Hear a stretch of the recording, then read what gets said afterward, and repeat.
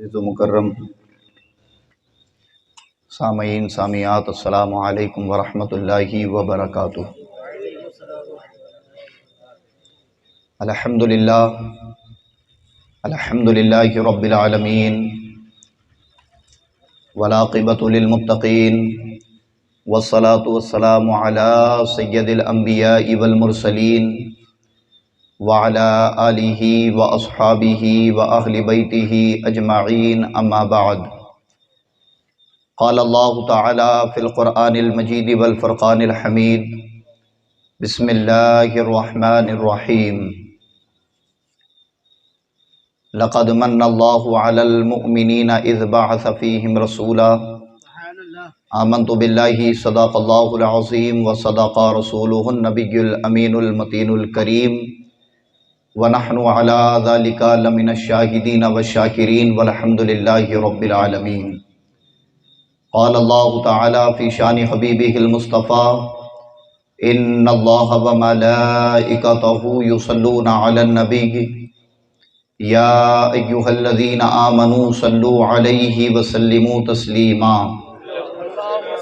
اللہم صلی علی سیدنا مولانا محمد معادن الجود والکرم وآلہ وبارک وسلم، صلاۃ وسلام علیک یا رسول اللہ صلی اللہ تعالی علیہ وسلم۔ نبی اور آل نبی پر ایک مرتبہ اور درود پاک پڑھ لیں۔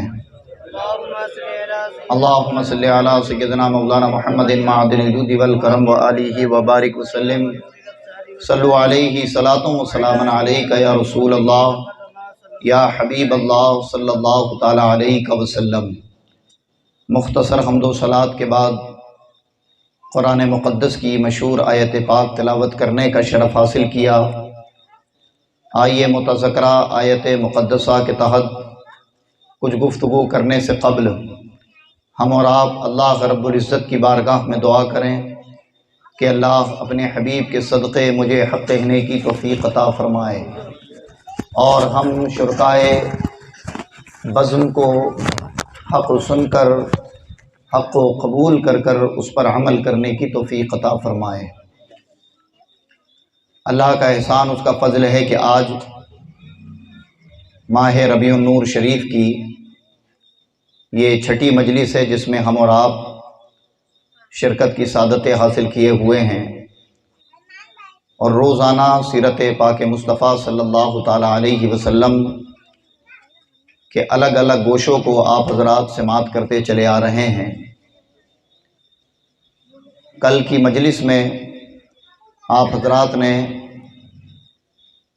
مصطفیٰ جان رحمت صلی اللہ تعالی علیہ وسلم کی زندگی اور بچپن کے چند احوال سماعت فرمائے۔ آج انشاءاللہ تبارک و تعالی اللہ کے نبی صلی اللہ تعالی علیہ وسلم کی سیرت مبارکہ کے چند گوشے میں آپ کے گوشے گزار کرنے کی کوشش کروں گا، بالکل توجہ کے ساتھ اور دل جمعی کے ساتھ گفتگو کو سماعت فرمانا ہے، اسی لیے کہ ذکر مصطفیٰ ایک ایسی عبادت ہے کہ جس کی مقبولیت میں شک کی کوئی گنجائش نہیں، اور اللہ رب العزت نے اس عظیم عبادت کے لیے ہمارا اور آپ کا انتخاب کیا ہے۔ تو جب آپ کا انتخاب ہوا ہے تو اپنے مقدر پر ناز کریں، اللہ کا شکر ادا کریں، اور بالکل دل جمعی اور پوری توجہ کے ساتھ مصطفیٰ جان رحمت صلی اللہ تعالی علیہ وسلم کے ذکر خیر کو سماعت کریں۔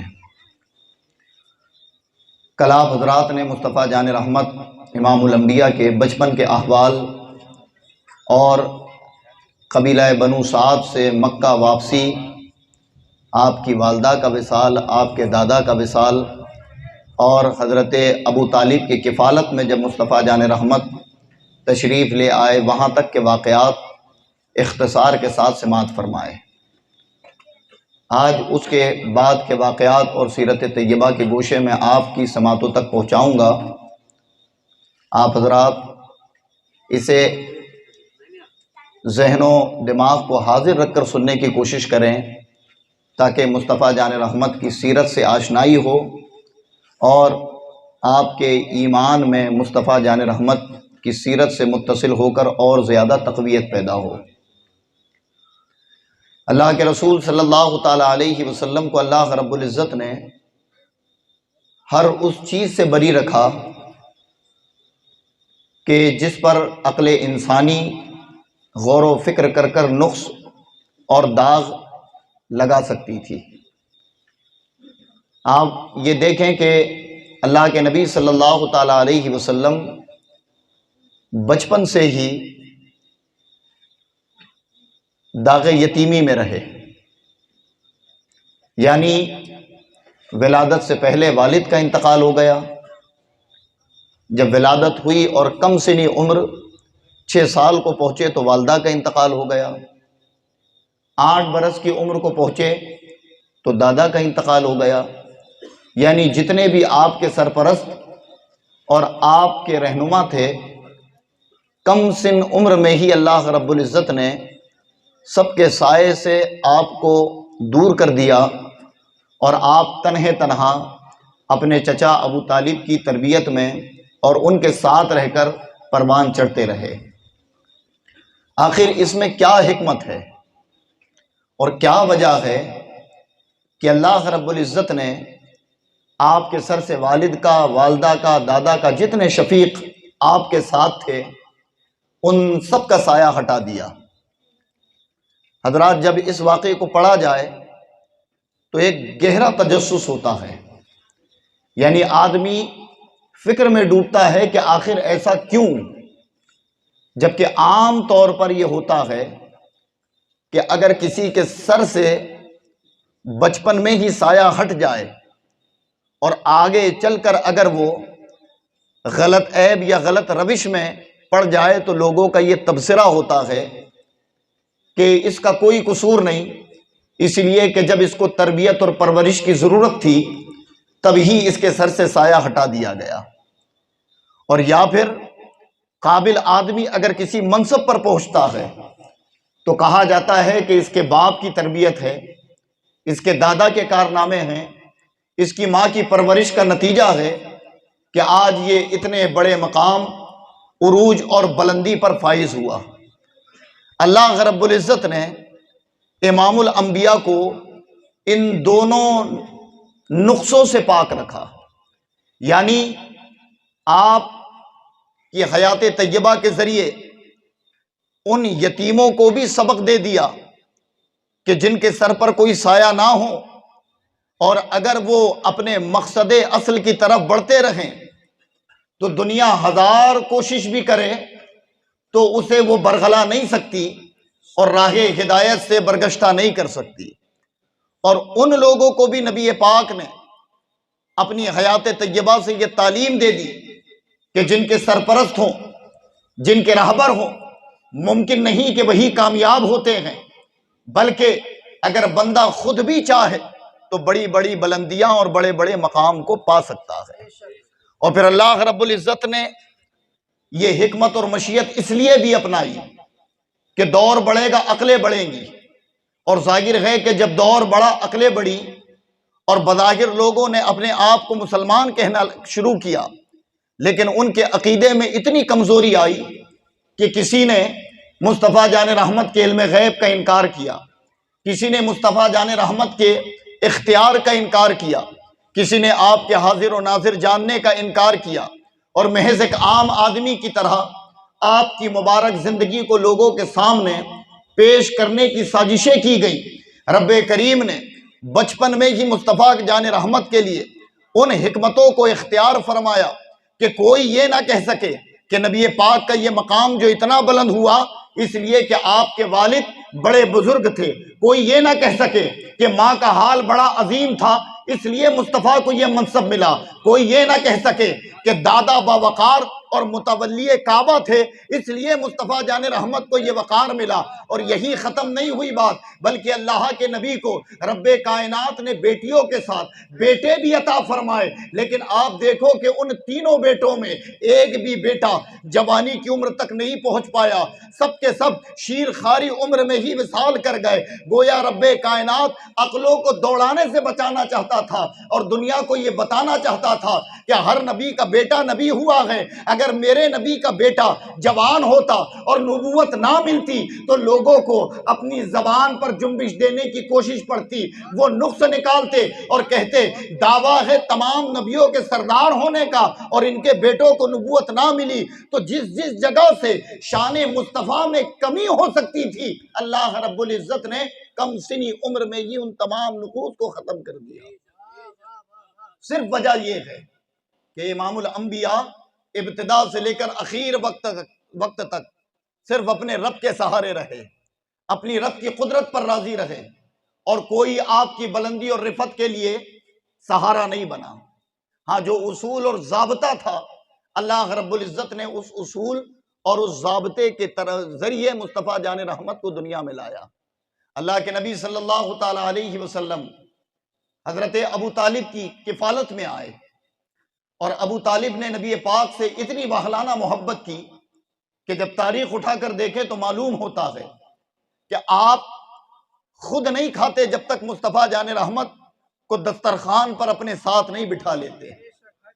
آپ نبی پاک کو اپنے لیے برکت اور رحمت اور خدا کا انعام جانا کرتے تھے کہ جب سے مصطفیٰ جان رحمت کے قدم ناز حضرت ابو طالب کے گھر پڑے تو اس دن سے حضرت ابو طالب کا گھر برکتوں کا گہوارہ بن گیا۔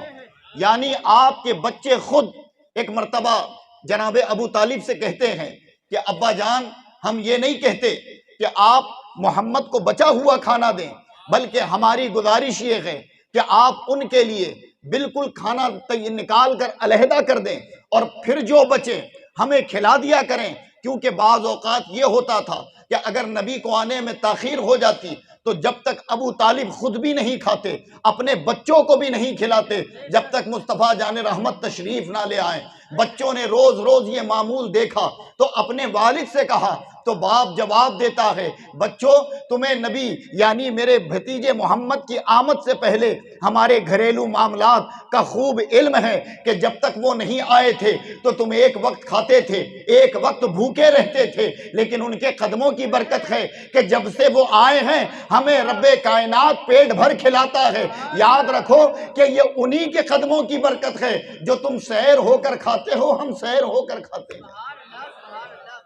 یعنی ابو طالب نے بتا دیا کہ لوگوں مصطفیٰ جان رحمت کی آمد کا صدقہ، لوگ تاریخ پڑھ کر تو یہ کہیں گے کہ ابو طالب نے مصطفیٰ کو پالا، لیکن جب اس کی اصل کی طرف جائیں گے تو بے ساختہ کہیں گے کہ ابو طالب نے مصطفیٰ کو نہیں بلکہ مصطفیٰ نے ابو طالب کے تمام گھرانے کو پالا ہے، اس لیے کہ آپ عطا کرنے والے بانٹنے والے ہیں۔ اور یہ آپ کے قدموں کی برکت تھی کہ جب سے آپ پہنچے تو ابو طالب کا گھر رحمتوں کا اور برکتوں کا گہوارہ بن گیا۔ نبی پاک صلی اللہ تعالی علیہ وسلم سے بڑی واہلانہ شفقت، یعنی ابو طالب بھی نبی پاک کو ایک لمحہ اپنے آپ سے اوجھل نہیں ہونے دیتے تھے۔ اگر آپ کسی تجارت پر جاتے تو نبی پاک کو ساتھ لے جاتے، اگر کسی ضروری کام سے نکلتے تو نبی پاک کو اپنے ساتھ لے جاتے۔ غالباً 10 یا 12 سال کی عمر جب امام الانبیاء کی پہنچی ہے تو ایک ملک شام کا سفر حضرت ابو طالب نے کیا، مقصد تھا تجارت، اور جب آپ نے سامان سفر باندھا اور نکلنے کی تیاری کی تو ہمارے آقا امام الانبیاء کی عمر 10 یا 12 برس کی ہے۔ آپ قریب گئے اور اپنے چچا سے کہا کہ چچا اس سفر میں بھی آپ کے ساتھ جانا چاہتا ہوں۔ ابو طالب محبت تو بڑی کرتے تھے اور اپنے بچوں سے زیادہ مصطفیٰ کا خیال رکھتے تھے۔ آپ نے کہا بیٹا میں کون ہوتا ہوں جو تمہیں منع کروں، اگر تمہاری مرضی ہے تو تیار ہو جاؤ۔ ابو طالب کے ساتھ نبی پاک نے 12 سال کی عمر میں پہلی مرتبہ آپ مکہ سے باہر نکلے اور ملک شام کا سفر کیا۔ جب یہ سفر کا آغاز ہوا اور سفر کرتے کرتے ملک شام کی سرحدوں پر امام الانبیاء اور آپ کے چچا اور قریشیوں کا قافلہ پہنچا تو ایک جرجش نامی ایک پادری جو کہ آسمانی کتابوں کا عالم اور اس کا لقب بحیرہ تھا، جو مقام بصرہ ایک قصبہ ہے شام میں، وہ بصرہ مقام یعنی یہ سعاد کے ساتھ ہے کہ اس مقام پر وہ رہا کرتا تھا اور ایک قصبہ تھا، قبیلہ تھا۔ جب اسے پتا چلا کہ مکہ سے ایک قافلہ آیا ہے تو یہ چونکہ برسوں سے انتظار میں تھا اور اس میں آسمانی کتابوں میں اس نے مصطفیٰ جان رحمت کی آمد کا تذکرہ پڑھا تھا، اسے معلوم تھا کہ وہ شہر مکہ میں پیدا ہوں گے اور پھر ان کے شانوں کے درمیان مہر نبوت ہوگی، اور پھر اس نے ان کی آمد کا تذکرہ پڑھا تھا کہ جب کبھی وہ جس راستے سے گزریں گے تو درخت اور پتھر ان کے لیے حالت سجدے میں ہو جایا کریں گے۔ جب نبی پاک کی یہ سواری ملک شام کے اندر داخل ہوئی تو یہ اپنی خانقاہ سے بیٹھے ان مناظروں کو دیکھ رہا تھا کہ قافلے اور بھی آتے ہیں، لیکن یہ قافلہ جو آ رہا ہے تو اس قافلے کے لیے درخت اپنا سایہ کر رہے ہیں، ایک ابر کا ٹکڑا ان پر سایہ کیے چلا آ رہا ہے۔ جب یہ تمام چیزیں دیکھی تو وہ بےتاب ہو گیا، اور جہاں انہوں نے خیمے نصب کیے تھے وہ خیموں کے قریب آیا، اور آنے کے بعد کہتا ہے لوگوں بتاؤ تمہارا قائد کون ہے؟ لوگوں نے ابو طالب کی طرف اشارہ کر دیا۔ جناب ابو طالب کے قریب وہ راہب پہنچا اور جا کر کہتا ہے اے ابو طالب تم مجھے یہ بتاؤ کہ مقصد آنے کا کیا ہے؟ آپ فرماتے ہیں کہ میرا مقصد یہاں تجارت ہے۔ کہا تم آئے ہو تو تم کس قبیلے سے تعلق رکھتے ہو؟ ابو طالب فرماتے ہیں میرا تعلق قبیلہ قریش سے ہے، میں متولی کعبہ کی اولادوں میں ہوں اور اب میرے ہاتھوں میں کعبے کی چابی ہے۔ بس اتنا سنا تو سننے کے بعد وہ فوراً کہتا ہے کہ برسوں سے تمہارا ہی تو منتظر تھا، تمہاری ہی تو آمد کا میں منتظر تھا۔ ابو طالب فرماتے ہیں میں پہلی مرتبہ نہیں آیا، کئی ایک مرتبہ شام آ کر جا چکا ہوں، پھر اخیر اس بار میری آمد کے تم منتظر کیوں تھے؟ تو کہا جب تم پہلے آئے تھے تو بات کچھ اور تھی، اب تم آئے ہو تو بات کچھ اور ہے۔ ابو طالب سمجھ نہ پائے، وہ کہتا ہے کہ اب تمہارے ساتھ آیا ہے وہ نبیوں کا امام ہے۔ کہا وہ کون؟ کہا ایک بچہ ہے جسے تم لے کر آئے ہو، اس کے والد کا نام کیا ہے؟ کہا عبداللہ۔ وہ راہب کہتا ہے کہ میرا یقین ہے کہ نام تو عبداللہ، لیکن اب وہ دنیا میں نہیں ہے، وہ اب دنیا میں نہیں ہے۔ اور ایک روایت میں یہ ہے کہ وہ راہب نے پوچھا نبی پاک کی طرف اشارہ کر کر کہ یہ بچہ کون ہے؟ تو ابو طالب جواب دیتے ہیں یہ میرا بیٹا ہے۔ جب آپ نے اس راہب نے سنا کہ ابو طالب نے اسے بیٹا کہا تو کہا یہ نہیں ہو سکتا، اسی لیے کہ میں نے پڑھ رکھا ہے کہ جب وہ آئیں گے تو باپ کا سایہ سر سے اٹھ چکا ہوگا۔ جب اس نے یہ باتیں بتائیں تو ابو طالب کہتے ہیں کہ ہاں یہ میرا بیٹا نہیں، یہ میرا بھتیجا ہے۔ پھر اس نے نبی پاک صلی اللہ تعالیٰ علیہ وسلم کے اوصاف و کمالات ابو طالب کو تنہائی میں لے جا کر بتانا شروع کیے۔ کہا میں نے آسمانی کتابوں میں پڑھا ہے کہ ان کے شانوں کے درمیان مہر نبوت ہوگی۔ میری نظریں دیکھ رہی تھی کہ جب قافلہ آ رہا تھا تو جو راستے میں درخت پڑتے وہ سجدے کی حالت میں ہو رہے تھے، پتھر اپنی جگہوں سے ہٹ رہے تھے، اور ایک ابر کا سایہ، ایک بادل کا ٹکڑا ان پر سایہ کیے ان کے ساتھ ساتھ چل رہا تھا۔ یہ تمام بشارتیں دینے کے بعد وہ راہب کہتا ہے کہ ابو طالب میرا مشورہ ہے کہ اس بچے کی حفاظت کرنا، اس لیے کہ قوم یہود کو ان کی آنے کی خبر ہو چکی ہے اور وہ ان کی فراق میں ہے، اگر انہیں پائیں گے تو قتل کر دیں گے، تم انہیں کہیں لے کر نہ جاؤ، بلکہ ہو سکے تو جلد از جلد ان کی حفاظت کا اہتمام کرو۔ ابو طالب نے جب یہ سنا تو چونکہ جو بشارتیں اس نے دی تھی وہ بشارتیں بھی درست تھیں، اور اب ابو طالب کو جب وہ نصیحت کر رہا ہے اور آسمانی کتابوں کا حوالہ دے رہا ہے تو ابو طالب کے دل میں مصطفیٰ جان رحمت کی فکر پیدا ہوئی، اور آپ نے اپنا مال تجارت شام میں اونے پونے بیچا، اور بیچنے کے بعد جلدی کی اور مصطفیٰ جان رحمت صلی اللہ تعالی علیہ وسلم کو لے کر واپس مکہ چلے آئے۔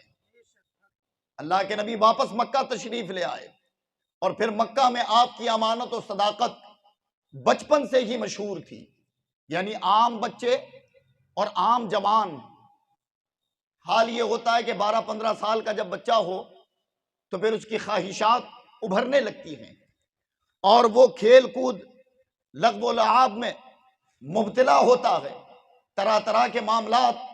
لیکن تاریخ نگار بیان کرتے ہیں کہ اس عمر میں بھی مصطفیٰ جان رحمت صلی اللہ تعالی علیہ وسلم کی طبیعت کا عالم یہ تھا کہ بڑے بڑے لوگ جب آپ کے پاس بیٹھتے اور آپ کا انداز گفتگو دیکھتے تو اتنے متاثر ہوتے اور وہ کہنے پر آمادہ ہوتے کہ ہم نے آج تک اس عمر کے بچے کو اتنا فصیح اور اتنا بلیغ کلام کرتے نہیں دیکھا. یعنی آپ کے لفظ لوگوں کے ذہن و دل میں اتر جایا کرتے تھے. پھر کوئی کہتا کہ آپ تو امی ہیں، پھر اتنا بہترین کلام کیسے کرتے ہیں؟ تو اللہ کے نبی صلی اللہ تعالیٰ علیہ وسلم اس وقت کوئی جواب نہ دیتے. اور یہ امی لقب جو ہے، یہ لفظ امی لقب جو مصطفیٰ کا ہے، آپ نے سنا ہے نا کہ امی لقب پانے والے، کیا آپ کو امی لقب، تو اس کے دو معنی تو صحیح ہیں. ایک معنی ہے کہ جو مکہ کا رہنے والا ہو اسے امی کہا جاتا تھا، یعنی حکمتوں کا جاننے والا. اور ایک معنی اس کا یہ ہے کہ جو کسی سے نہ پڑھا ہو، یعنی دنیا میں جس کا کوئی استاد نہ ہو اسے امی کہا جاتا. بعضوں نے امی لقب کا معنی یہ بیان فرمایا کہ ان پڑھ کو امی کہتے ہیں. ظاہر ہے ان پڑھ کو امی کہتے ہیں جو پڑھا لکھا نہ ہو.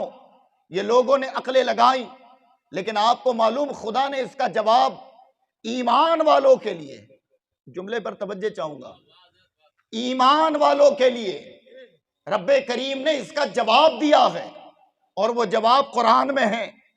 امی تو کہا، اور امی کا ایک معنی مکہ کا رہنے والا، ایک معنی دنیا میں کسی سے نہ پڑھا ہوا ہو. لیکن جو معنی ان پڑھ کا جنہوں نے کیا، اصل معنوں میں وہ خود ان پڑھ ہیں. اسی لیے کہ رب کائنات غار حرا میں پہلی آیت نازل فرما رہا ہے، اور نازل فرما کر کیا کہتا ہے؟ اقرا. سمجھ آئی؟ پہلی آیت میں کہتا پڑھو. تو پڑھایا کس کو جاتا ہے؟ کسی ان پڑھ سے آپ کہو گے پڑھو؟ ارے جس کو کچھ نہیں آتا اس کے سامنے کوئی تختی لکھ کر آپ کہہ دو پڑھو، یہ ضابطہ ہے. آپ کو معلوم ہے کہ یہ پڑھا لکھا نہیں، اس کے باوجود بھی آپ اگر کہو گے پڑھو تو یہ اس کی بے عزتی ہوگی، یہ اس کا مذاق اڑانا ہوگا. گویا رب کائنات قرآن کی پہلی آیت مصطفیٰ پر نازل کر کر بتا رہا ہے کہ اگر میرا محبوب پڑھا لکھا نہیں ہوتا تو میں کہتا کہ اے محبوب سیکھو. میں نے کہا محبوب پڑھو، یعنی میرا محبوب پڑھا ہوا ہے، تبھی تو رب پڑھا رہا ہے. سمجھ آئی بات؟ اقرا کہہ کر ہی امی لقب کی اصل بتا دی گئی، اور صحیح معنی اخذ ہو گیا کہ جو دنیا میں کسی سے پڑھے نہیں. اور اس کی وجہ یہ تھی کہ اگر کوئی استاد ہوتا تو استاد کا مرتبہ، شاگرد کتنی بھی بلندی پر چلا جائے، مرتبہ تو استاد کا ہی ہوتا ہے. اور ہر بڑے بڑے اولیاء اللہ والوں کے جو اساتذہ رہے، آپ نے دیکھا کہ ان کے کمال، ان کی ولایت اپنی جگہ، لیکن وہ بھی اپنے اساتذہ کا ادب کرتے رہے، اور ان کے اساتذہ کا مقام بلند وہ بیان کرتے رہے. اگر نبی کا کوئی استاد ہوتا تو ظاہر ہے کہ مصطفیٰ جان رحمت صلی اللہ تعالیٰ علیہ وسلم کی جب سیرت لوگ پڑھتے یا بیان کرتے تو کہہ سکتے تھے کہ اگر ان کا مقام یہ ہے تو ان کے استاد کا مقام کیا ہوگا. اس لیے اللہ نے اس عیب سے بھی اپنے نبی کو پاک رکھا. اللہ کے نبی نے کہیں نہیں پڑھا، لیکن وہ فصاحت و بلاغت سے کلام فرماتے کہ جو آپ کی مجلس میں بیٹھتا وہ متاثر ہو جایا کرتا تھا، آپ کے الفاظ اس کے قلب میں داخل ہو جایا کرتے تھے. اللہ کے رسول صلی اللہ تعالیٰ علیہ وسلم کی عمر تقریباً 17 یا 18 برس کی ہوئی تو ایک جنگ ہوئی، جنگ فجار. یہ فجار، اس کو گناہوں کی جنگ کہا جاتا ہے. یعنی اہل حرم کے لیے، اہل عرب کے لیے ایک طریقہ تھا کہ وہ 4 مہینوں کا بڑا ادب کرتے تھے. ایک ذی الحجہ، ایک ذی القعدہ، ایک رجب اور ایک شعبان. ان 4 مہینوں کا ادب، یعنی اتنا ادب کرتے کہ ان میں کسی بھی طریقے کی لڑائی جھگڑے نہیں ہوتے، اور کئی ساری احتیاطیں ہوتی تھی. لیکن ماحول عرب کا اتنا خراب ہو گیا کہ ان مہینوں میں بھی قبائل عرب نے آپس میں جھگڑے کرنے شروع کر دیے. اور جب چند قبیلوں سے، قبیلہ قریش اور قبیلہ بنو ہاشم کا مقابلہ ہوا تو اللہ کے نبی صلی اللہ تعالیٰ علیہ وسلم بھی اس جنگ میں اپنے چچاؤں کے ساتھ شریک رہے. اور شریک رہنے کے ساتھ ساتھ مصطفیٰ جان رحمت صلی اللہ تعالیٰ علیہ وسلم نے کسی پر تیر نہیں چلایا، تلوار نہیں چلائی، لیکن ترکش سے تیر نکال کر آپ اپنے چچاؤں کو دیتے، اور آپ نے یہ تعلیم بھی دی، یہ امام الانبیاء کی تعلیم، کہ جب اپنوں پر کوئی غالب آ جائے تو پھر اپنوں کا ساتھ دینا ہے، جس جگہ رہو اس کی حفاظت کرنی ہے، اس کا ساتھ دینا ہے۔ اگر تم پر کوئی غیر یا کوئی دوسری قوم مسلط کر دی جائے اور وہ تمہارے اوپر غالب آ جائے تو تمہیں اپنوں کا ساتھ نہیں چھوڑنا ہے۔ نبی کریم نے وار نہیں فرمایا، اس میں حکمت یہ تھی کہ آپ رحمت للعالمین بن کر آئے تھے، آپ نے چچاؤں کا ساتھ دیا یہ جنگ فجار میں، اور پھر اس کے بعد ہی یہ جنگوں کا ماحول جب برپا ہونے لگا، آپ کی جو جوانی کے ایام ہیں اس کو تاریخ نگاروں نے بڑی اختصار کے ساتھ بیان کیا۔ جو آپ کا 12-14 سال سے لے کر 25 سال کی عمر تک کا جو حصہ ہے، یہ سیرت کی کتابوں میں بڑی تفصیل کے ساتھ نہیں ملتا، بلکہ اہم واقعات کو اخذ کر کر کتب سیرت کے اندر بیان کیا گیا۔ آپ کا معاملہ جب یہ جنگ فجار ہوئی اور اس کے بعد جنگوں کا اور لڑائیوں کا ماحول عرب میں اتنا برپا ہو گیا کہ لوگوں کا سکون چین حرام ہو گیا، نہ لوگوں کو دن میں سکون، نہ رات میں آرام۔ اگر کوئی تجارت کے لیے جاتا تو دوسرا دشمن قبیلہ اسے لوٹتا، کوئی دشمن قبیلہ اگر آتا تو وہ قبیلہ اسے لوٹ لیا کرتا، کسی کو مار دیتے، کسی کا گھر جلا دیتے۔ یعنی سمجھ جائیں کہ ایک تباہی اور بربادی کے کگار میں اس وقت مکہ اور پورا اہل حجاز اور پورا عرب گرفت میں تھا۔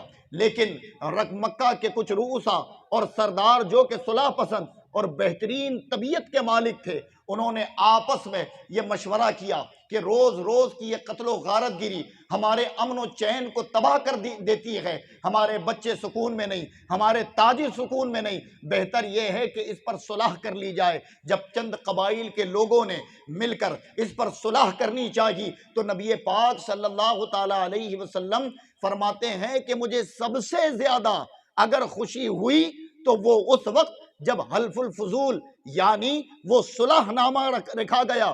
اور یہ حلف الفضول اس کے نام دینے کی وجہ بھی یوں بیان کی جاتی ہے کہ قبیلہ جرہم جو حضرت ابراہیم علیہ اسماعیل ذبیح اللہ جس قبیلے سے تعلق رکھتے تھے، اور حضرت ہاجرہ اور اسماعیل کو جب حضرت ابراہیم نے مکہ میں چھوڑا اور دعا فرمائی تھی کہ اللہ لوگوں کا دل ان کی طرف مائل فرما، تو اس قبیلے مکہ کی سرزمین پر جو قبیلہ سب سے پہلے آیا وہ قبیلہ جرہم، اور یہ قبیلہ جرہم میں بھی آپس میں اختلافات بڑھے اور ان میں صلح ہوئی، اور صلح کرانے والوں کے اکثر نام فضل تھے۔ کیا نام تھے؟ فضل نام تھے۔ تو اسی وجہ سے اس جنگ اور اس صلح کا نام بھی حلف الفضول رکھا گیا۔ یہ فضول رکھنے کی وجہ کیا تھی کہ ان کے ناموں سے اسے تعبیر دی گئی۔ بہرحال اللہ کے نبی فرماتے ہیں کہ جب وہ صلح ہوئی تو اس صلح پر مجھے اتنی خوشی ہوئی کہ آج تک وہ خوشی محسوس نہیں ہوئی۔ یعنی اللہ کے نبی نے تعلیم دی کہ جب آپسی میں لوگ اختلاف میں بٹ جائیں، آپس میں خون ریزی ہو جائے، ایک دوسرے پر تانا کشی اور ایک دوسرے کی مخالفت میں حد سے زیادہ بڑھ جائیں، اور وہ لوگ اگر موجود ہوں کہ جو اختلاف کو ختم کر سکتے ہیں اور جو اختلاف کو ختم کرے اور لوگوں کے درمیان اتفاق پیدا کرے، تو اللہ کے نبی نے اپنے عمل سے بتایا کہ وہ میری خوشی کا باعث ہے۔ یعنی اختلاف کو ختم کروانے والے میری سوچ اور میری روش پر ہیں۔ اللہ کے نبی فرماتے ہیں کہ مجھے بڑی خوشی ہوئی جب قبائل کے درمیان اتحاد اور اتفاق پیدا ہو گیا۔ اللہ کے رسول صلی اللہ تعالی علیہ وسلم اس پر بہت اظہار مسرت فرمایا، اور یہ تاریخ میں موجود کیوں ہیں؟ محض یہ کہانی نہیں بلکہ سیرت مصطفیٰ سے ایک بڑی تعلیم ہے، اور وہ تعلیم یہ کہ جب اختلافوں کو برپا ہوتے دیکھو تو اختلاف کا شکار نہ بنو، بلکہ مصطفیٰ جان رحمت کی روش میں عمل کر کر اتحاد کرانے والے بنو، صلح کرانے والے بنو۔ اور آج شاید ہمارے معاشرے سے یہ عمل ختم ہو چکا ہے۔ آدمی اختلاف کی طرف تو جلدی جڑتا ہے، لیکن اگر اتحاد کرانے کی بات آئے تو پھر اس کی انا اسے نہیں بڑھنے دیتی، اور یہی وجہ ہے کہ آج ہمارے اندر بے شمار اختلافات ہیں۔ سیرت مصطفیٰ جب لوگوں نے پڑھا ہے تو حقیقت معنوں میں غیروں نے مصطفیٰ جان رحمت کی سیرت مبارکہ کو پڑھ کر اپنی زندگی میں بدلاؤ لایا۔ تو ہم پر تو یہ زیادہ حق ہے کہ جب ہم نبی کی سیرت پڑھیں یا سنیں تو اپنے اندر بدلاؤ لائیں، اپنے اندر تبدیلی لائیں۔ بہرحال اللہ کے رسول صلی اللہ تعالی علیہ وسلم نے اس خلف الفضول کی صلح پر اظہار مسرت کیا اور اظہار خوشی کیا، اور اختلاف کرنے والوں کو روکا اور اتحاد کرنے والوں کے لیے اپنی خوشنودی کا اظہار فرمایا۔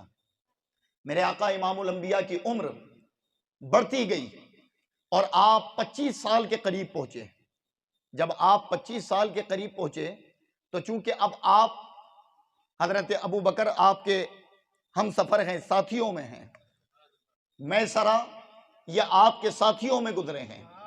جب آپ کی 24-25 سال کے درمیان عمر ہوئی تو پھر اللہ کے نبی نے اپنے آبائی کاروبار کو اپنایا، یعنی میرے نبی کا جو آبائی کاروبار تھا وہ تجارت تھی۔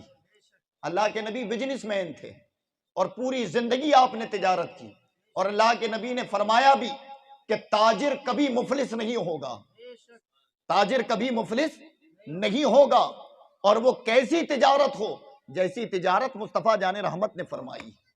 اللہ کے نبی صلی اللہ تعالی علیہ وسلم پہلے تو اپنے چچا کے ساتھ تجارت کرتے رہے، اور جب 25 سال کی عمر میں پہنچے تو امام الانبیاء کا حال یہ ہوا کہ آپ نے خود اپنی ذاتی تجارت کا عزم اٹھایا، اور پھر خبر ملی کہ اس وقت مکہ میں جو سب سے رئیس اور بڑی تاجر اور جن کے پاس مال و دولت کی کمی نہ، وہ سیدہ خدیجۃ الکبریٰ امہات المومنین ہیں، کہ جن کا مقام یہ تھا کہ مکہ میں ان سے زیادہ رئیس عورت اور کوئی نہیں، یعنی کئی ایک لوگوں کو یہ اپنا مال تجارت دیتی، اور پھر لوگ ان کا مال تجارت الگ الگ ممالکوں میں لے جا کر فروخت کرتے۔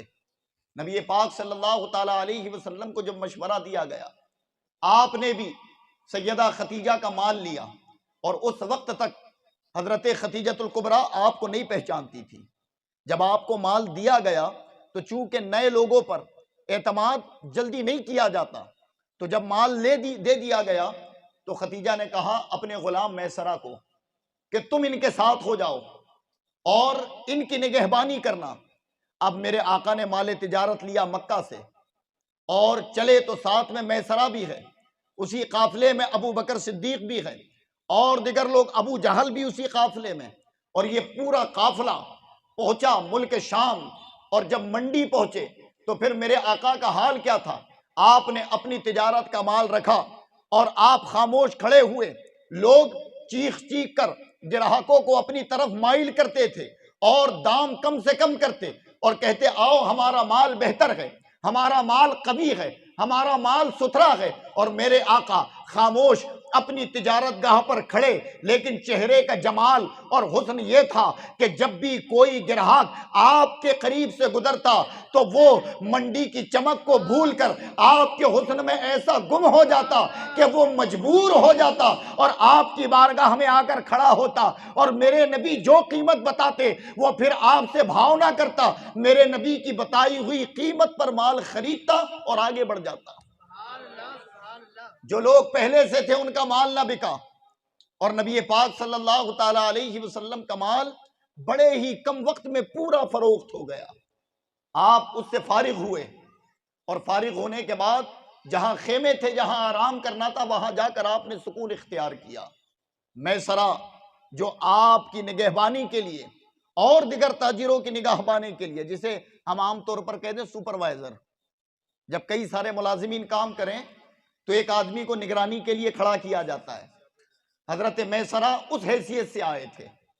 جب تمام مال و اسباب بک گیا تو میسرہ مصطفیٰ جان رحمت کے قریب ہیں اور کہتے ہیں محمد صلی اللہ تعالی علیہ وسلم، مجھے تعجب ہوا کہ پہلی مرتبہ آپ آئے اور آنے کے بعد آپ کا جو جلوہ بازار میں تھا پھر کسی کا نہیں رہا۔ بڑے بڑے ماہر تاجر آپ کے سامنے ہیچ نظر آ رہے تھے، کمزور نظر آ رہے تھے، آخر بات کیا ہے؟ تو امام الانبیاء فرماتے ہیں اس میں میرا کوئی کمال نہیں، بلکہ یہ تو میرے رب کا کمال ہے کہ وہ لوگوں کے دل میری طرف مائل کرتا ہے۔ امام الانبیاء نے یہ فرمایا، فرمانے کے بعد میسرہ نے پورے سفر بھر دیکھا تھا، اور کیا دیکھا تھا کہ جس درخت کے نیچے نبی بیٹھتے وہ سایہ بدل دیا کرتا تھا، پتھروں سے آواز آتی تھی، پتھر آپ کی طرف جھک جاتے تھے، خوشبو راستے کو معطر کرتی چلی جاتی تھی۔ یہ تمام معاملات تو میسرہ نے دیکھے تھے، لیکن میرے آقا اسی سفر کے دوران ایک ایسے درخت کے نیچے بیٹھے کہ ایک نستور نامی ایک راہب، جس کا نام نستور آتا ہے کتابوں میں، یہ دوسرا سفر تھا شام کا، وہ بیان کرتا ہے میسرہ سے کہ میسرہ یہ درخت کے نیچے جو بیٹھے یہ ہیں کون؟ کہا ان کا نام محمد، یہ قبیلہ قریش سے تعلق ہے، یہ تجارت کی غرض سے آئے ہیں۔ تو وہ کہتا ہے سنو، یہ قبیلے سے تعلق رکھتے ہیں وہ بات علیحدہ، لیکن تمہیں معلوم نہیں کہ ان کا مقام، ان کی شان بڑی بلند ہے۔ کہا یہ تجھے کیسے معلوم؟ اچھا معاملات اس نے تو دیکھے تھے، تو اس پر یقین کرنا دشوار نہ ہوا۔ وہ کہتا تجھے کیسے معلوم؟ وہ جواب دیتا ہے کہ میں نے آسمانی کتابوں میں پڑھا کہ اس درخت کے نیچے بیٹھنے والا اب عیسیٰ کے بعد اگر کوئی ہوگا تو وہ امام الانبیاء ہوں گے، وہ مختار کائنات ہوں گے، اور وہی آ کر درخت کے نیچے بیٹھے۔ جب میسرہ نے یہ سنا تو دل کا یقین اور پختہ ہوتا چلا گیا۔ اسی درمیان ایک اجنبی آدمی آیا اور آنے کے بعد کہا کہ آپ کا مال تجارت کیسے بہتر تھا؟ اگر بہتر ہے تو لات و عزیٰ کی قسم کھا کر بتاؤ۔ مصطفیٰ جان رحمت ارشاد فرماتے ہیں کہ میں دنیا میں اگر سب سے زیادہ کسی سے نفرت کرتا ہوں تو وہ لات و عزیٰ، یعنی مکہ کے سب سے مشہور بت کہ تمام اہل مکہ اسی کی عبادت کرتے تھے۔ فرمایا میں سب سے زیادہ اس سے نفرت کرتا ہوں۔ بس اتنا سننا تھا، وہ اجنبی امتحان کے لیے آیا تھا اور نستور سے سنا تھا تعریف۔ جب امتحان کی غرض سے آیا اور نبی کا یہ عمل دیکھا تو کہتا ہے کہ میں گواہی دیتا ہوں کہ آپ عام انسانوں کی طرح نہیں ہیں، بلکہ رب کائنات نے اپنا محبوب بنا کر آپ کو بھیجا ہے، آپ آخری پیغمبر ہیں۔ یہ کہہ کر وہ چلا جاتا ہے۔ اب حال کچھ ایسے ہوتے ہیں کہ حضرت ختیجہ تک خبر پہنچانی ہوتی ہے کہ آپ کا مال تجارت بآسانی فروخت ہو گیا اور بڑا افاقہ ہوا، اور سب سے زیادہ فائدہ اس مال میں ہوا جسے محمد ابن عبداللہ نے بیچا ہے۔ تو مشورہ ہوا، تو مشورے میں نبی پاک کا انتخاب ہوا، اور کسی نے میسرہ نے کہا کہ ہو نہ ہو ہم تو تاخیر سے پہنچیں گے، انہیں خط لے کر پہلے روانہ کر دیا جائے۔ جب اتنا کہا تو ابو جہل کہتا ہے، ابو جہل بدبخت کہتا ہے کہ یہ تو ابھی بچے ہیں اور ان کے اوپر یہ ذمہ داری کیوں دیتے ہو؟ ایسا نہ ہو کہ یہ راستہ بھٹک جائیں، یہ راستہ بھول جائیں۔ جب میسرہ سے ابو جہل نے یہ کہا تو میسرہ فرماتے ہیں کہ یہ عمر میں تو چھوٹے ہیں لیکن عقل میں کتنے بڑے ہیں، اے ابو جہل اس کا اندازہ تو نہیں لگا سکتا۔ خط دیا، ذمہ داری دی اور آپ کو روانہ کر دیا۔ اب نبی پاک جس اونٹ پر بیٹھے، ابھی مسافیت تھی 3 دنوں کی، شام سے مکہ کی مسافیت۔ آپ چلے اور چلتے چلتے یہ ہوا کہ آپ جس اونٹنی پر سوار تھے اسی پر بیٹھے بیٹھے آپ کی آنکھ لگ گئی، نیند لگ گئی، اور جب نیند لگی تو وہ سواری مکہ کے راستے سے ہٹ کر کسی اور مختلف راستے پر چل پڑی۔ جب مختلف راستے پر چل پڑی تو اللہ رب العزت نے حضرت جبریل امی کو، شواہد النبوہ کے اندر موجود ہے یہ، اللہ کے نبی کو اللہ نے حضرت جبریل کو حکم دیا کہ اے جبرائیل جاؤ اور جس سواری پر میرا محبوب سوار ہے اس کی لگام تھامو اور انہیں صحیح راستے پر گامزن کر دو، اور پھر مسافہت کو کم کر دو، اور جو 3 دنوں میں ہوگی اسے 1 دن میں پورا کر دو۔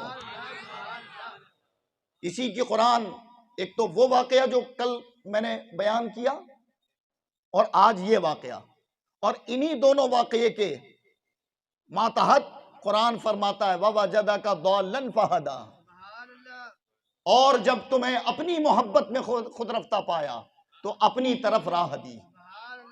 شواہد النبوہ میں اس آیت مبارکہ کا یہ واقعہ اور یہ اس کے شان نزول کے تعلق سے روایت بیان کی جاتی ہے کہ جب اپنی محبت میں خود رفتہ پایا تو اپنی طرف راہ دی۔ اللہ کے نبی ایک دن میں مکہ پہنچے اور جو ذمہ داری تھی اسے نبھایا، اور پھر چونکہ واپس بھی لوٹنا تھا، آپ واپس آئے اور جیسے ہی قافلے کے قریب ایک خط ختیجہ کی جانب سے لایا، اور جیسے ہی قافلے سے پھر ملاقات ہوئی درمیان میں، تو ابو جہل ہنسنے لگا اور کہتا لو میں نے کہا تھا کہ یہ راستہ بھٹک جائیں گے، یہ راستہ بھول جائیں گے، دیکھو راستہ بھولے اور ڈر کی وجہ سے پھر لوٹ کر ہمارے پاس چلے آئے۔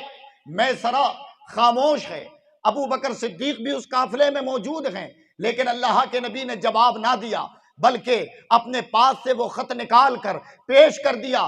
تمام قافلہ تعجب میں پڑ گیا کہ جو سفر آنے جانے میں ہفتے سے زیادہ لگتا تم نے 2 دن کے درمیان کیسے طے کر دیا؟ نبی کریم خاموش رہے، جواب نہ دیا، لیکن جب نبی کے پر عیب تراشی ابو جہل کرنا چاہتا تھا تو خدا نے مصطفیٰ کا دفاع فرمایا، مصطفیٰ نے اپنی ذات کا دفاع نہیں کیا۔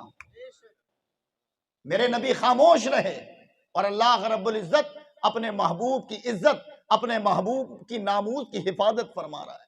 حضرات، جب یہ قافلہ مکہ پہنچا اور مکہ میں جب میسرہ نے مصطفیٰ جان رحمت کے اوصاف، کمالات اور سفر کی رودات بتائی کہ جب ان کے ساتھ میں سفر میں تھا تو وہ عجائب و غرائب معاملات کہ پتھر نرم پڑتے، درخت سجدہ کرتے، ان پر دھوپ اپنی شعائیں نہ ڈال، سورج اپنی شعائیں نہ ڈال پاتا، ایک ابر ان پر سایہ کیا ہوتا، اور آسمانی کتابوں کے عالموں نے ان کی نبوت اور رسالت کی تصدیق فرمائی۔ جب سیدہ ختیجہ نے یہ سنا تو سنتے ہی آپ کے دل میں مصطفیٰ جان رحمت کے لیے محبت پیدا ہو گئی، پیار پیدا ہو گیا، اور پھر وہ محبت اتنی بڑی کہ آپ نے عہد کر لیا کہ اب میں نکاح محمد ابن عبداللہ سے فرماؤں گی۔ حضرات محترم، ایک بہت بڑے فتنے کا دفاع، ایک بہت بڑے فتنے کا دفاع کرنا ہے۔ اس بات کو سنو اور توجہ کے ساتھ سنو۔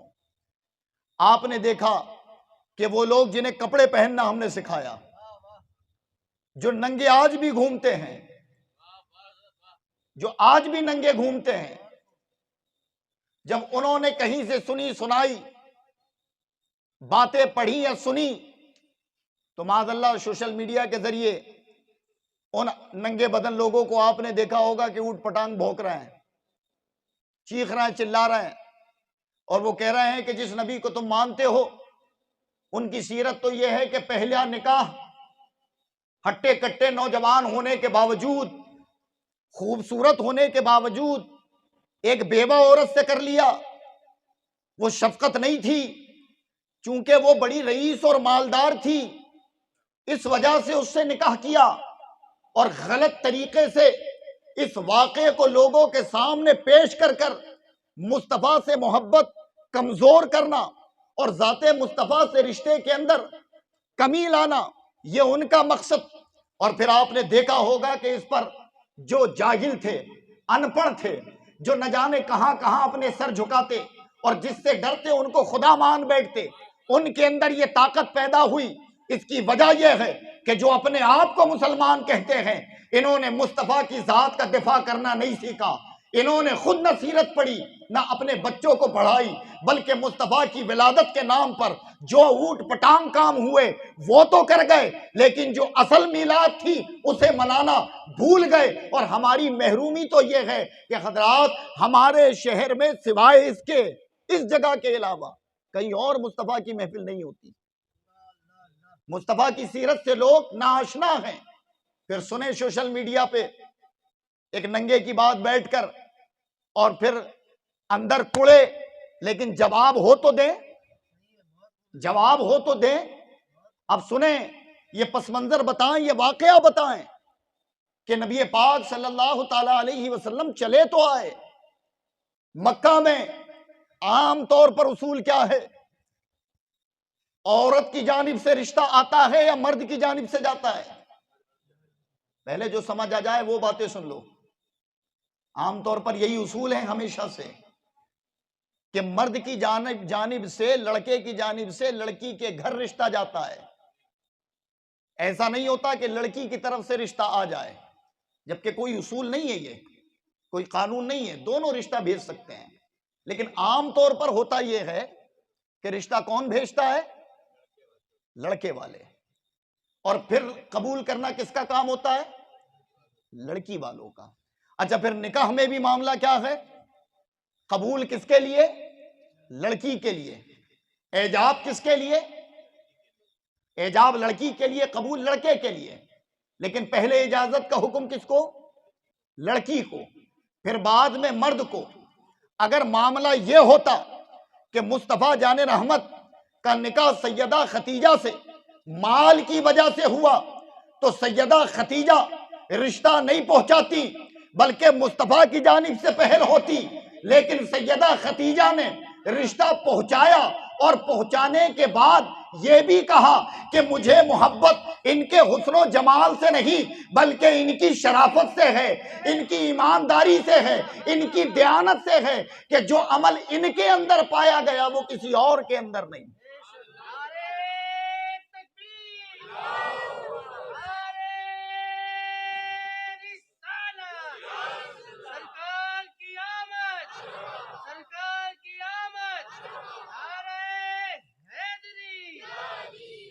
اور اس کی دوسری وجہ یہ کہ اگر آدمی جوان ہو، 25 سال کی عمر ہو، اور اگر تھوڑا خوبصورت ہو جائے، تھوڑا خوبصورت، تو معاملہ یہ ہے کہ وہ اپنے سے زیادہ خوبصورت عورت تلاش کرتا ہے کہ نہیں؟ اگر تھوڑا خوبصورت ہو جائے تو وہ اپنے سے زیادہ خوبصورت عورت تلاش کرے جس کے صدقے ساری کائنات کو خوبصورتی ملی ہو، جس کے صدقے حضرت یوسف کو وہ حسن ملا ہو کہ انگلیاں کٹ جائیں اور چہرے یوسف سے نظر نہ ہٹے. تو جو پیکرے جمال مصطفیٰ اور ان کا جمال 25 سال کی عمر میں کوئی تصور بھی کر سکتا ہے؟ اگر یہ نفس کے لیے ہوتا تو رب کائنات آپ کے لیے، آپ کے مقابل کسی کنواری لڑکی کا انتظام فرماتا. لیکن مصطفیٰ جان رحمت کا یہ عمل خدا کی مرضی تھا. اے محبوب، اس دور میں بیواؤں کو منحوس جانا جاتا ہے. آپ کسی بیوہ سے نکاح کریں تاکہ بیواؤں سے یہ داغ ہٹ جائے، اور لوگ بیواؤں سے نکاح کرنا آپ کی سنت اور آپ کے اخلاق کریمہ کو مان لیں. اصل وجہ ایک یہ تھی کہ مصطفیٰ جان رحمت نے خود اس ملک کی بیواؤں کے ساتھ بھی، خود ان کی بیواؤں کے ساتھ بھی، جو آج مصطفیٰ کی سیرت کو غلط طور پر بیان کرتے ہیں، خود ان کا طریقہ پوچھیں، پڑھیں ہسٹری جا کر، کہ ان کی بیواؤں کو بھی چتا کے ساتھ جلا دیا جاتا تھا، ان کی بیواؤں کو بھی ایک مخصوص کپڑا پہنایا جاتا تھا. آج جو بیواؤں کو یہ آزادی ملی اور سماج میں جو اقتدار اور بلندی ملی ہے، یہ کسی اور کا طریقہ نہیں بلکہ 25 سالہ مصطفیٰ جان رحمت نے 40 سال کی بیوہ خدیجہ سے نکاح کر کر یہ پوری دنیا کو بتایا ہے کہ بیوائیں نحوست نہیں بلکہ مشیت خداوندی ہوتی ہیں. سمجھ آئی بات؟ تو یہ عقل کے جو بغض کے ساتھ اگر سیرت پڑھیں تو حال یہی ہوگا. اور ہماری ذمہ داری ہے کہ ہم سیرت میں صرف معجزات، کمال اور وہ باتیں نہ بتائیں کہ جن میں صرف لوگ نعرے لگائیں، اچھل جائیں، داد و تحسین دے دیں. یہ سیرت کا حق ادا نہیں ہوا، بلکہ سیرت کے ان پہلوؤں کو لوگوں کے سامنے لایا جائے کہ جن پہلوؤں کو سننے کے بعد زندگی میں بدلاؤ پیدا ہو. سمجھ آ رہی ہے بات؟ اللہ کے نبی کو نکاح کا پیغام بھیجا کس نے؟ سیدہ خدیجہ نے خود. اور جب ان کے خدام سیدہ خدیجہ کے نبی پاک کے پاس یہ پیغام لے کر آئے تو آپ دیکھو کہ ایک اور بڑی پیاری تعلیم مصطفیٰ نے دی، بڑی پیاری تعلیم. جب پیغام لے کر آئے کہ خدیجہ آپ سے نکاح کرنا چاہتی ہیں، جبکہ یہ حضرت خدیجہ کا تیسرا نکاح ہوتا جو نبی پاک سے ہوا، 2 شوہر آپ کے انتقال ہو چکے تھے. جب وہ پیغام لے کر آئے تو چونکہ نبی تو مختار تھے، نہ سر پر باپ کا سایہ، نہ دادا موجود، نہ والدہ موجود، تو اب تو خود آپ حاکم تھے چاہتے تو کہتے کہ ہاں مجھے منظور ہے، لیکن اللہ کے نبی نے یہ نہیں کہا۔ اللہ کے رسول نے فرمایا کہ میں اپنے بڑوں سے مشورہ کر لوں۔ کیا فرمایا؟ میں اپنے بڑوں سے مشورہ کر لوں۔ یہ وہ رسول ہیں کہ اگر ہمیں اور آپ کو عقل ملی ہے تو ان کا صدقہ ہے، جو وجہ تخلیق کائنات ہیں۔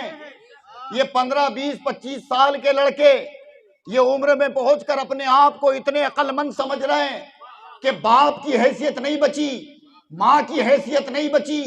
یہی حال لڑکیوں کا بھی ہے۔ ان کو جب عمر ملی 15 16 20 سال کی تو وہ بھول گئی، وہ سوچتے ہیں کہ یہ تو پرانے ہیں، ان سے زیادہ ہمیں عقل ہے۔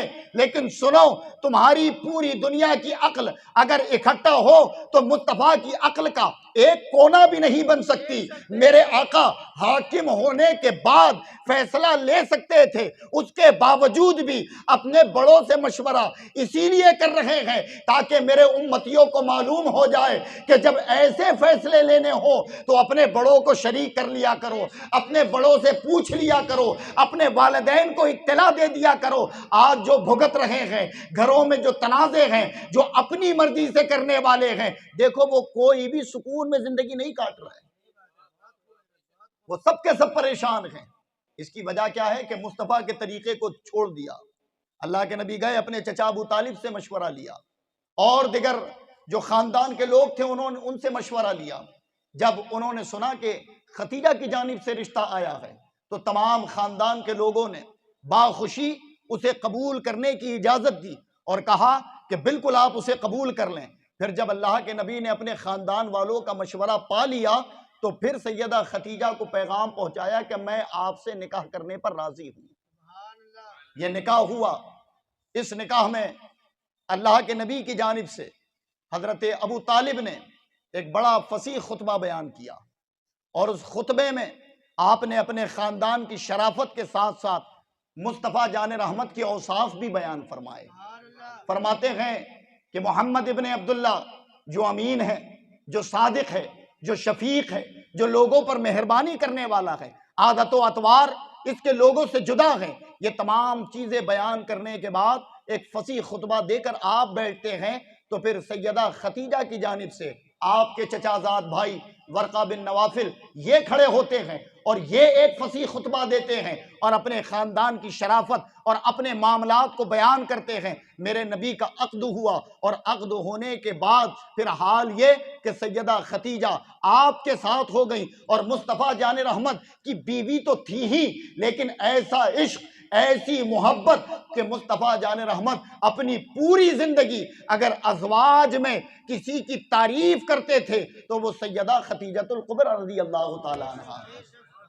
ایک مرتبہ حضرت عائشہ نے کہہ دیا تھا کہ یا رسول اللہ، جب بھی دیکھیں آپ اس بوڑھی عورت کا تذکرہ کرتے ہیں تو اللہ کے نبی ناراض ہو گئے، غضبناک ہو گئے، اور فرمایا کہ تو اس کا تذکرہ کرنے سے مجھے منع کرتی ہیں یا ان کے تذکرے سے تمہیں تکلیف ہوتی ہے؟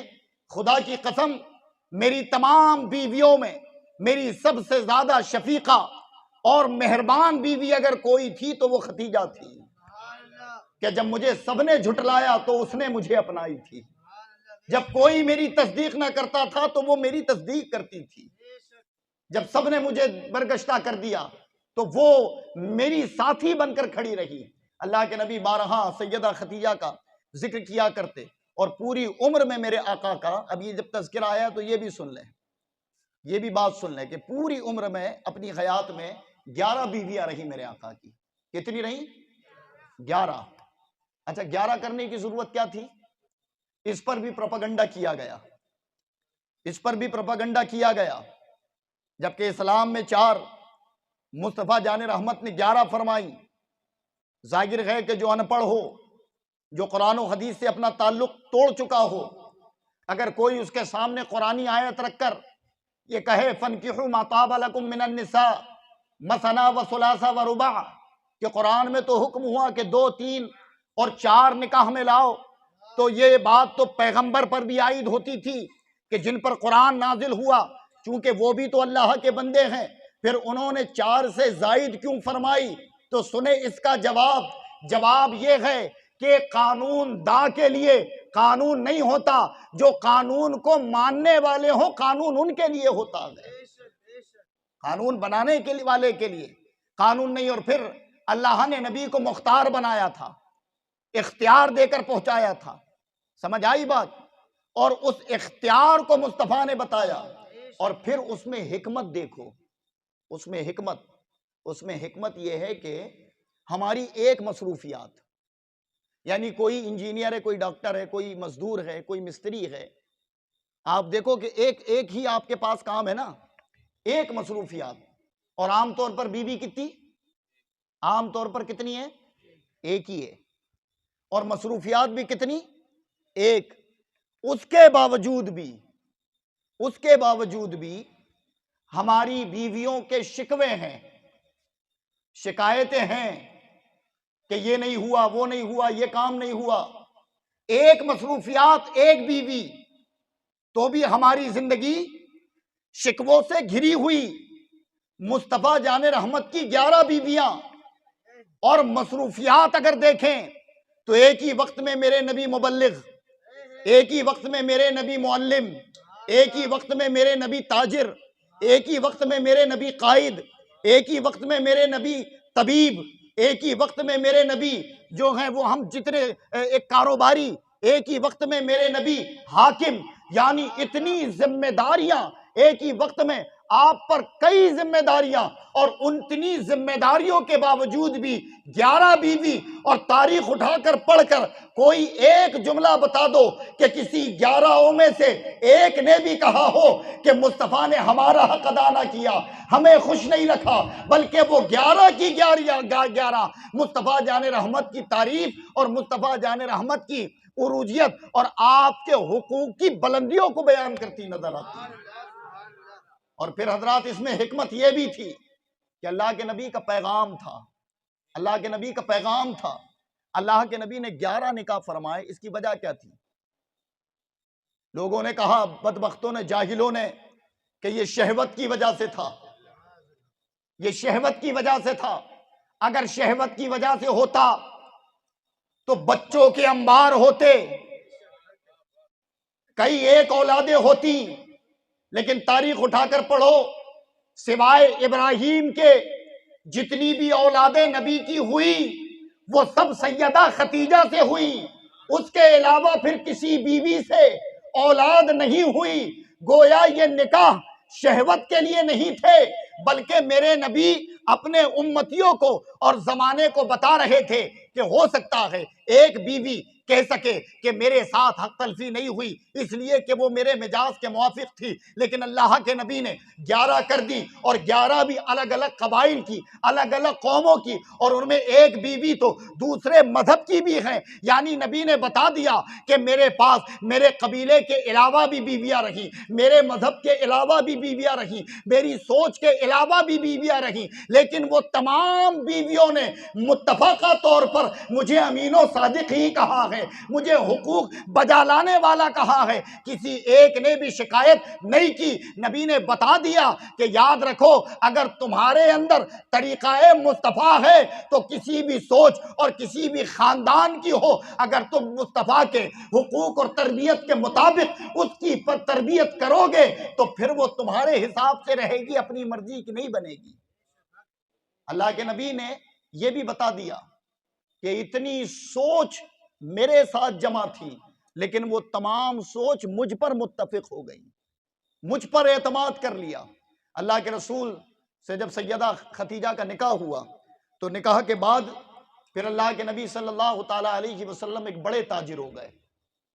آپ نے تجارت میں بڑی کامیابی اور بڑی کامرانی کو پایا، یعنی اللہ کے رسول صلی اللہ تعالیٰ علیہ وسلم کے پاس ماہر تاجر آتے اور آنے کے بعد آپ سے مشورہ لیتے، لیکن اللہ کے نبی کی تجارت پر یہ فائدہ، اتنی عروجیت اور بلندی، حسن و جمال اور ہیبت کی وجہ تو تھی ہی، لیکن اللہ کے نبی نے ہمیں تجارت کا اتنا آسان طریقہ بتایا کہ جتنے بھی تاجر ہوں اگر مصطفیٰ جان رحمت کی اس طرز پر عمل کر لیں تو پھر وہ کبھی مفلس نہیں ہو سکتے۔ اور وہ تجارت کا طریقہ اسلام میں کیا ہے؟ اسلام میں طریقہ یہ، ایک مثال کہ یہ مائک ہے، یہ مائک میں نے خرید کر لایا 1000 روپے کا، میں اسے 1 کروڑ کا بھی بیچ دوں، 1 کروڑ کا بھی بیچ دوں، تو اسلام میں کوئی ممانعت نہیں۔ سمجھ آئی بات؟ اسلام میں کوئی ممانعت نہیں، 1000 کا 1 لاکھ 1 کروڑ میں بیچ دوں۔ لیکن بیچتے وقت اگر میں نے یہ کہہ دیا کہ 999 کا تو مجھے پڑا ہے، تمہیں کہاں سے دے دوں، جبکہ وہ اتنے کا نہیں تھا، یا 99,000 کا تو مجھے پڑا، تمہیں کہاں سے دے دوں، وہ اتنے کا نہیں تھا، یہ جھوٹ آ گیا۔ پھر اس میں جو خوبیاں تھیں اس کو اور زیادہ بڑھا کر بتایا کہ نہیں سال بھر چلنا تھا، لیکن بتانے والا کہہ رہا ہے کہ 5 سال کچھ نہیں ہوگا، آپ لے جائیں، بے فکر رہیں۔ یہ 2-3 چیزیں کہ جھوٹ نہ ہو اور مال کے اندر جو خوبی ہو بس اس کی خوبی سے زیادہ بڑھ کر خوبی نہ بتائی جائے، اگر ان 2 چیزوں پر کوئی احتیاط کر لے اور اپنا مال وہ جتنے کا چاہے بیچے جائز، لیکن بیچتے وقت جھوٹ یا اس کے اندر خوبیوں سے زیادہ خوبیاں وہ بھی جھوٹ ہے، اگر یہ بیان کر کر بیچتا ہے تب وہ حرام۔ بتاؤ کتنی آسان ہے؟ ارے آسان ہے کہ نہیں؟ کتنی آسان ہے تجارت؟ تمہیں کسی نے مجبور کیا جھوٹ بولنے کے لیے؟ کسی نے مجبور کیا؟ بھائی آپ کا مال ہے، آپ کو پورے تو بیچو نہیں، اگر اس سے بچ جائیں۔ اللہ کے نبی کی یہ تعلیم، اور یہ اسلامی تجارت ہے، یہ اسلامی تجارت ہے۔ اس کا اہم مسئلہ جو ہے وہ میں نے بتا دیا، اور جتنے بھی تاجر ہیں اگر وہ اپنے اندر یہ طریقہ لے آئیں، وہ جو کہتے ہیں نا کہ یار ہمیں جھوٹ بولنا ہی پڑتا، کیا کریں، باخدا یہ میرا ماننا ہے کہ اسلام نے جتنا آسان طریقہ دیا اس میں جھوٹ بولنے کی ضرورت ہی نہیں ہے، ضرورت ہی نہیں ہے۔ یہ سیرت مصطفیٰ کا اہم پہلو، چونکہ میرے آقا زندگی کا ایک بہت بڑا حصہ تاجر بن کر بھی رہے ہیں، تجارت میں آپ نے گزارا ہے۔ اللہ کے نبی صلی اللہ تعالی علیہ وسلم کی عمر مبارک غالباً 35 برس کے قریب پہنچی، اور جب 35 برس کو میرے نبی کی عمر پہنچی تو ایک عظیم کارنامہ سر انجام ہوا، اور وہ کارنامہ کیا؟ کعبے کی تعمیر۔ یہ کعبے کی جو تعمیر کا واقعہ ہوا، اس وقت لگ بھگ میرے نبی کی عمر 35 برس تھی، اور کعبہ چونکہ بوسیدہ ہو چکا تھا، بڑا پرانا تھا، حضرت ابراہیم کے زمانے کا بنا ہوا، اور ایک طوفان کی وجہ سے، چونکہ جو لوگ مکہ گئے انہوں نے دیکھا ہے کہ چاروں طرف پہاڑ ہے اور بیچ میں کعبہ ہے، اور جب بارش ہوتی ہوگی اس دور میں تو پہاڑوں کا تیز رفتار پانی حرم میں ہی آتا، حرم میں آتا۔ اس دور میں لوگوں نے باندھ بنائے لیکن وہ ناکام رہے، اور ایک برسات اتنی تیز ہوئی کہ کعبے کا بڑا نقصان ہو گیا۔ تو مکہ کے لوگوں نے اور تمام قبائل کے لوگوں نے مشورہ کیا کہ کیوں نہ ہم کعبے کو ڈھا کر ازنو سر اس کی تعمیر کریں، اور تعمیر کے بعد اسے مضبوط بنائیں۔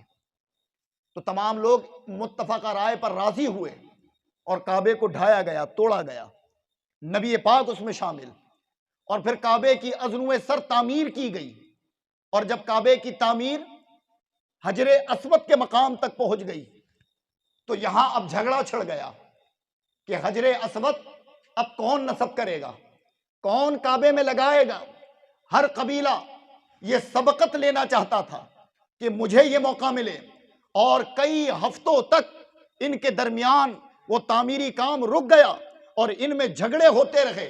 اب جھگڑے جب شروع ہوئے تو مشورہ یہ ہوا اخیر میں کہ چلیں آج ہم یہ طے کرتے ہیں کہ کل صبح جو سب سے پہلے حرم کے اندر داخل ہوگا وہی قبیلے کا لوگ آدمی یا وہی آدمی حجر اسود کو خانہ کعبہ میں نصب کرے گا۔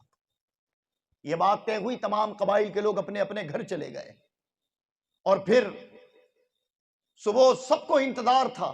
ظاہر ہے جب کوئی اہم بات ہو کہ جسے ہمیں چکانا نہیں ہے، جو چوک نہ جائے ہم سے، تو بعض اوقات تھکے ہوئے آدمی کو بھی رات بھر نیند نہیں آتی، تھکے ہوئے آدمی کو بھی رات بھر نیند نہیں آتی، وہ لگا ہوتا ہے کہ میں پہنچوں گا، میں اس کام کو وقت پر کر لوں گا۔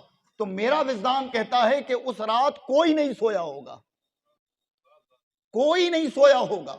وہ تمام قبیلے کے لوگ جاگتے ہوں گے، اس لیے کہ صبح انہیں وہ سبقت لے جانی ہے، لیکن پھر بھی رب کی مشیت اور مصطفیٰ کی شان کی بلندی دیکھیں کہ میرا وجدان کہتا جاگتے، لیکن اللہ رب العزت کا کیا کرم تھا کہ اس کے باوجود بھی حرم میں سب سے پہلے مصطفیٰ جان رحمت پہنچے، اللہ کے نبی پہنچے۔ جو بھی آتا وہ دیکھتا کہ محمد ابن عبداللہ آ گئے، جو بھی آتا دیکھتا کہ محمد ابن عبداللہ آ گئے۔ جب آئے تو پھر کسی کے پاس کوئی جواب نہ بچا، تمام لوگ خاموش کھڑے ہو گئے۔ میرے نبی کا حق تھا اور قبیلہ قریش کا حق تھا کہ اب وہ خانہ کعبہ میں اس پتھر کو نصب کریں، لیکن قربان جائے میرے نبی کی مہربانیوں پر میرے آقا دل شکنی کو برداشت نہیں کرتے۔ میرے آقا نے فرمایا اے قبائل کے لوگوں پریشان نہ ہو، حق تو قبیلہ قریش کا ہے لیکن ہم تمہیں محروم نہیں کریں گے۔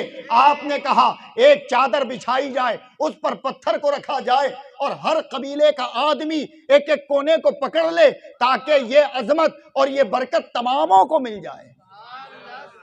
جو بہت بڑا جھگڑا تھا اور کسی کی دل شکنی کا سبب تھا، اللہ کے رسول نے اپنے عمل سے اسے ختم کر دیا۔ تمام قبائلوں نے پکڑا اور خانہ کعبہ میں حجر اسود کو نصب کیا گیا۔ خانہ کعبہ کی تعمیر ہوئی۔ جب تعمیر ہوئی تو چونکہ اس وقت کعبہ بڑا تھا، وسیع تھا دائرہ، اور پھر کعبے کو کچھ چھوٹا کر جو کعبے کی اصل زمین تھی وہ اسی حصے کو حتیم کہا جاتا ہے کہ کعبے کو چھوٹا کر دیا گیا اور وہ حصے کو نکال دیا گیا۔ جنہوں نے دیکھا ہے کعبے کو وہ جانتے ہیں جہاں پرنالہ ہے آج بھی کعبے کا پانی گرتا ہے، وہ حتیم کا حصہ اصل میں کعبہ ہے، یعنی جس نے اس کے اندر نماز پڑھی گویا اس نے کعبے کے اندر نماز پڑھی، تو وہ چھوڑ دیا گیا وہ حصہ، اور وہ اس دور سے اب تک موجود ہے۔ یہ کعبے کی تعمیر میں بڑا فتنہ تھا، لیکن اللہ کے نبی نے اپنی حکمت، اپنی دیانتداری اور اپنی رحیمی کریمی کا وہ مظاہرہ کیا کہ جھگڑا بھی ختم کرایا اور کسی کی دل شکنی بھی نہیں ہونے دی۔ یعنی تعلیم کیا ملی؟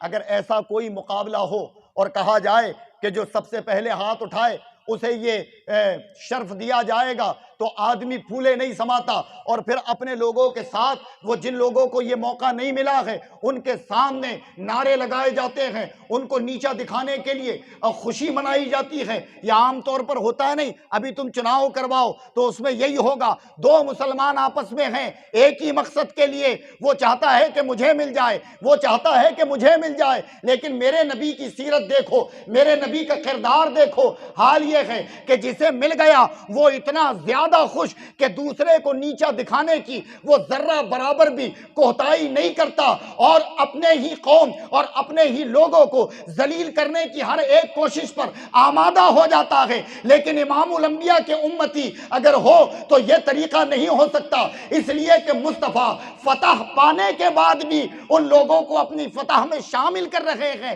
جو بظاہر شکست کھا چکے ہیں۔ یہ تعلیم بڑی ہے، یہ واقعہ بتانا مقصد نہیں، یہ ہے سیرت رسول کہ جس سے ہم اپنی خرابیوں کو دور کریں، اپنے معاشرے کی خرابیوں کو دور کریں۔ اور آج عام طور پر ہمارا یہ طریقہ ہے کہ اگر ہمیں عروج مل جائے، اور جو عروج پانے میں ہمارے مقابل تھا جبکہ حیثیت کچھ بھی نہیں ہوتی، اس کے باوجود بھی حال یہ ہوتا ہے کہ کسی کو نیچا دکھانے ذلیل کرنے کی ذرہ برابر بھی گنجائش کو ہم چھوڑتے نہیں ہیں۔ اللہ کے واسطے ان چیزوں سے اگر ہماری قوم بچ جائے تو آج بھی ہماری قوم کا اقبال بلند ہو سکتا ہے۔ اس لیے کہ لقد کان لکم فی رسول اللہ اسوۃ حسنہ، اللہ کے رسول نے فرمایا کہ کامیاب ہونا چاہتے ہو تو میری زندگی کو نمونہ بنا لو، میں نے کیسے زندگی جی اس کے مطابق زندگی جیو۔ آج مسلمان اس کے ذرے پر بھی عمل کر لیں، یہ میرا دعویٰ ہے کہ دنیا کی کوئی طاقت اور قوت تمہیں ذلیل و خوار نہیں کر سکتی۔ وجہ یہی ہے کہ ہم نے دعویٰ محبت تو رکھا لیکن اصل جو محبت تھی وہ ہمارے قلبوں سے نکل گئی۔ علامہ اقبال نے کہا تھا کہ محمد سے وفا تو نے تو ہم تیرے ہیں، یہ جہاں چیز کیا لوح و قلم تیرے ہیں، یعنی تیرا حال یہ ہے کہ لوح اور قلم پر مقدر بھی لکھا ہو اور تو محمد کا سچا عاشق ہو تو تیرے عشق کی بجا اللہ رب العزت مقدر کو تبدیل کر دیتا ہے۔ اور تاریخ واقع شاہد ہے کہ غوث اعظم نے یہ کروایا۔ محبوب الہی نے یہ کروایا، کیا نہیں کروایا؟ یہ وہ لوگ تھے جنہوں نے اپنی زندگی مصطفیٰ کے عشق میں گزاری۔ اللہ کے نبی نے ایک بڑے فتنے کو دفع کیا، اور اس فتنے کو دفع کرنے کے بعد پھر اللہ کے نبی صلی اللہ تعالی علیہ وسلم کی زندگی کی وہ ابتدا ہوتی ہے کہ جس ابتدا کے بعد آج اور صبح و قیامت تک مصطفیٰ جان رحمت کا احسان عظیم اس پوری دنیا پر اور تمام قوموں اور تمام مذہبوں پر رہے گا کہ 35 سال گزرتے ہی میرے آقا کے اندر خلوت نشینی آ گئی۔ یہ خلوت نشینی کہتے ہیں مطلب تنہا رہنا، آپ تنہا رہنا پسند کرتے ہیں، اور زیادہ تر آپ جنگلوں بیابانوں کی طرف نکل جاتے ہیں، اور جب جنگلوں بیابانوں کی تو غار حرا جس کو جبل نور کہا جاتا ہے یہ مکہ میں موجود ہے، آپ اس کی جانب جاتے، وہاں ایک غار، اور وہ غار اللہ کا احسان ہے کہ وہ شرف ملا ہے مجھے، اس غار کے جب دہانے تک پہنچا جہاں مصطفیٰ عبادت کرتے تھے تو یہ کمال نہیں کہ میں گیا، وہاں جا کر بار بار ایک چیز ذہن میں آتی ہے کہ وہ پہاڑ جو ہے، ہم سوچیں کہ جو ہمارے ہاں پہاڑ ہوتے ہیں مٹی والے ایسے ہوں، ہرگز نہیں، کالے پتھر کے نکیلے، وہ پہاڑ کے اگر کوئی بغیر چپل کے چل لے، بغیر جوتوں کے چل لے تو پیر پھٹ جائے اس کا۔ اور پھر جب تاریخ پڑھو کہ سیدہ ختیجہ میرے نبی کے لیے وہاں توشہ لے کر آتی تھی، کھانا لے کر آتی تھی، اور تنہا چڑھتی، نبی کو دے کر لوٹتی، خود نبی مکہ سے پیدل چلتے، یعنی حرم سے، میرے آقا کا گھر کعبے کے بالکل قریب جبل ابو قبیس کے بازو میں، وہاں میرے نبی رہے، اتنی دور سے پیدل چل کر میرے نبی جاتے۔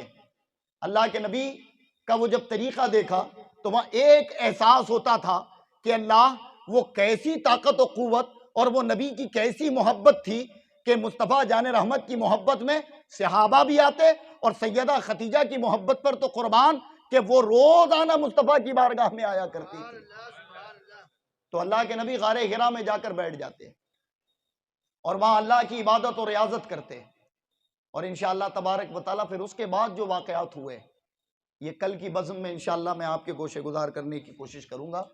اللہ تبارک و تعالیٰ ہمیں سیرت مصطفیٰ صلی اللہ تعالیٰ علیہ وسلم سیرت مصطفیٰ صلی اللہ تعالیٰ علیہ وسلم سن کر اس پر عمل کرنے کی توفیق عطا فرمائے۔ دوران بیان اگر مجھ سے کوئی